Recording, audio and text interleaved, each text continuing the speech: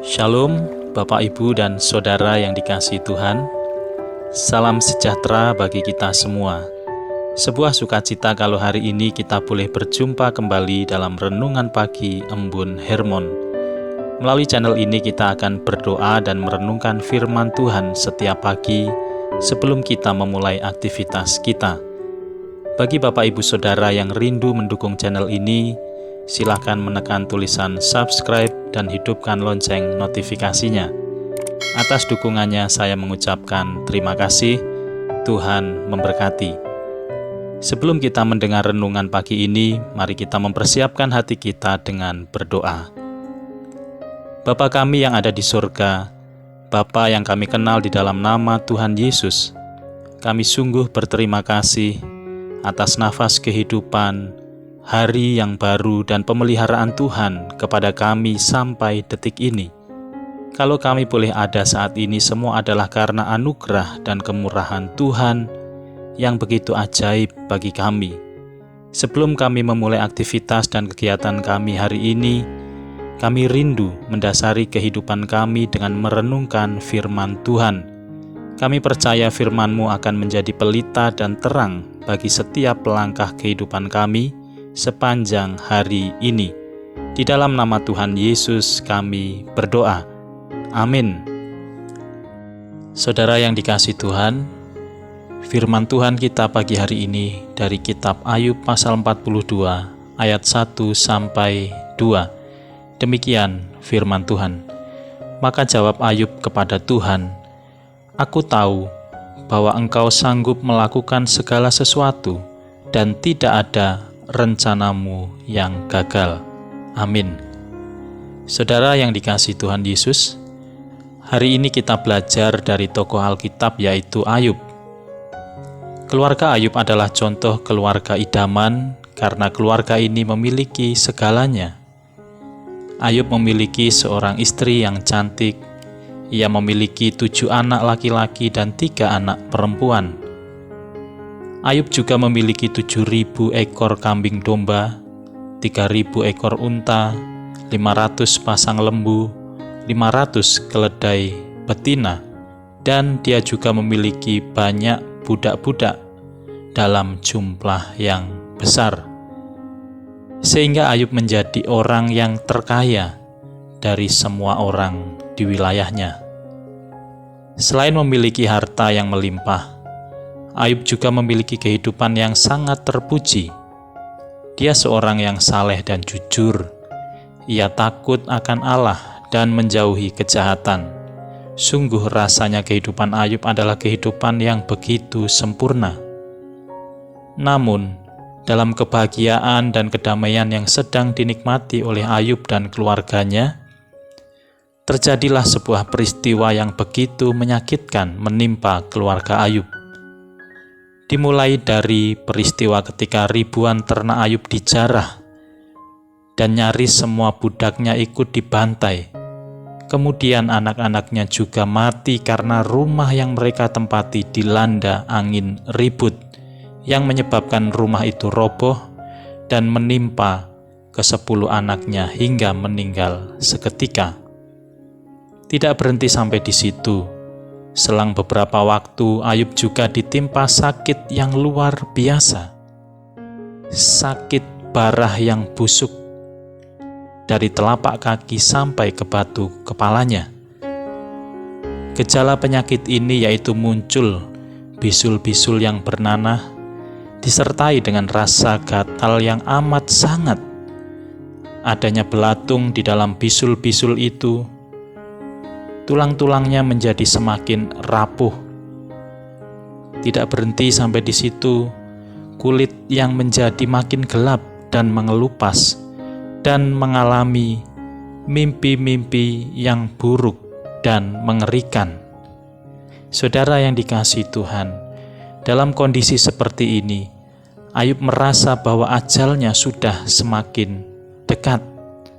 Di tengah keadaannya yang nyaris mati, sekali lagi Ayub harus mengalami kepedihan hati yang mendalam karena istri yang dikasihinya meninggalkan Ayub karena tidak tahan dengan segala kemalangan yang menimpa keluarga mereka. Sungguh lengkap sudah penderitaan Ayub. Saudara yang dikasihi Tuhan, mungkin kita juga pernah mengalami keadaan seperti yang dialami Ayub, di mana kita kehilangan pekerjaan, kehilangan usaha dan bisnis yang sudah kita rintis, dan bahkan karena pandemi mungkin kita kehilangan orang-orang yang kita kasihi dan sayangi. Menghadapi situasi yang sangat menyakitkan seperti yang dialami oleh Ayub, kita percaya bahwa sedahsyat apapun kesusahan, masalah, penderitaan, dan sakit penyakit yang kita alami, kita percaya bahwa kita pasti akan mampu untuk melewatinya. Dari kisah Ayub ini kita belajar dua sikap bagaimana menghadapi suatu penderitaan yang begitu dahsyat di dalam kehidupan kita. Yang pertama, mari mengakui kehinaan dan kelemahan kita di hadapan Allah. Di sini Ayub benar-benar berkabung atas apa yang dialaminya. Dalam Ayub pasal 1 ayat 20-21, Ayub mengoyakkan jubahnya, dia mencukur rambut kepalanya, lalu sujud dan menyembah. Dia percaya bahwa hidup yang dia miliki sepenuhnya adalah milik Allah, termasuk apa yang dimiliki selama hidup di dalam dunia ini, baik tubuh ataupun harta dan kekayaan yang dipercayakan oleh Allah. Ayub sangat sadar ketika dia lahir ke dalam dunia dengan telanjang, dia pun akan kembali kepada penciptanya dengan tidak membawa apa-apa. Ketika Ayub harus kehilangan harta benda serta keluarganya bahkan dengan cara yang menyakitkan, Ayub tetap merendahkan dirinya di hadapan Allah. Ayub siap menerima apa yang baik dan yang buruk dalam hidupnya karena hal itu diizinkan oleh Allah. Allah lah yang berdaulat untuk memberi, dia juga berhak penuh untuk mengambil apa yang dia berikan kepada Ayub.